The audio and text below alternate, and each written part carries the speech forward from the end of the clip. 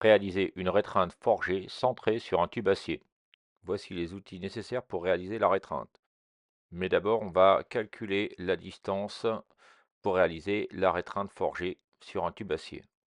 On doit déterminer la longueur de la rétreinte et elle doit être égale à 3 fois la différence de diamètre. C'est-à-dire ici, pour un 26-34 ou du 1 pouce, pour aller sur du 15-21 1,5, on va faire la règle de la rétreinte qui fait 3 fois la différence de diamètre, c'est-à-dire 34 le diamètre extérieur moins 21 le diamètre extérieur du 15-21, ça fait 13, multiplié par 3, 39 mm.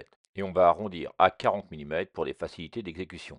Donc en résumé, la distance D de la rétreinte sera de 4 cm ou 40 mm.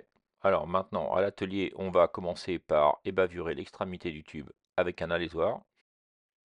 Alors pour deux raisons, parce que ça va nous gêner pour réaliser la rétreinte et en plus on prend des risques de se couper. Alors, on passe ça en accéléré. Ça y est, on a fini de couper la bordure. Et maintenant, on va tracer sur le tube la distance D de la rétreinte. On a calculé, souvenez-vous, une cote à 4 cm. Donc on fait un trait et on va tracer avec une bande de toile émerie, émacrer le briançon, le repère tout autour du tube. Voilà. Une fois que c'est tracé tout autour, comme ici, on va allumer son chalumeau avec une flamme bien forte et on va chauffer toute ma rétreinte, comme ça, tout autour, en faisant tourner régulièrement. Alors, je passe en accéléré, il faut bien 1 à 2 minutes, presque 3, pour avoir un tube bien chaud. Hein, regardez, il est bien rouge. Et on va prendre son marteau, une massette, et on va venir frapper l'extrémité du tube à plat, comme dans la vidéo,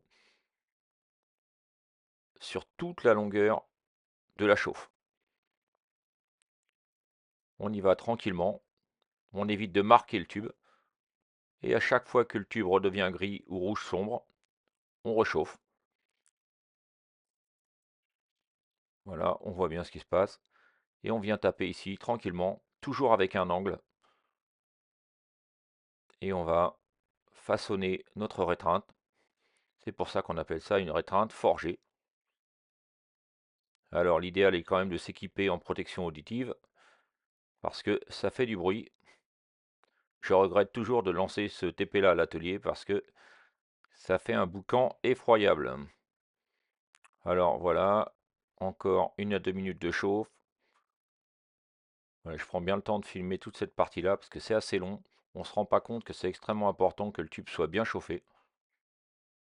On vient là, et là on est sur une finition, on cadre, voilà, on vient finir la frappe ici.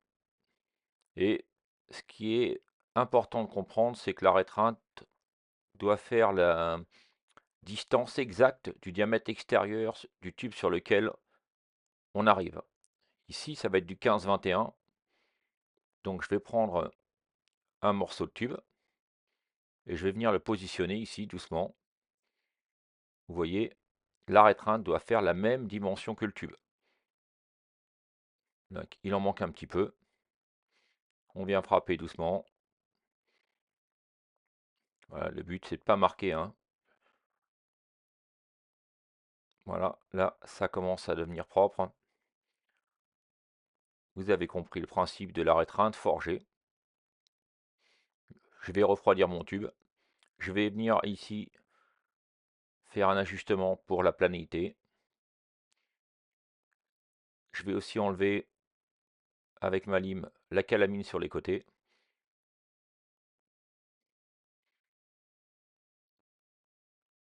Voilà, on fait une petite préparation légère.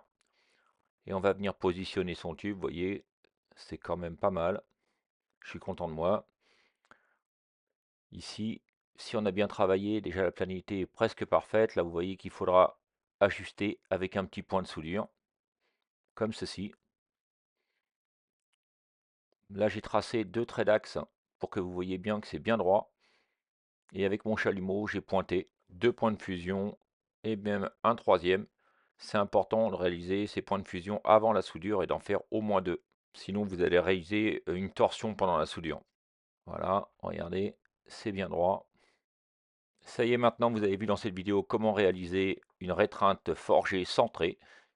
J'espère qu'elle vous aidera à réaliser chez vous ou à l'atelier. N'oubliez pas de liker si vous avez aimé et compris.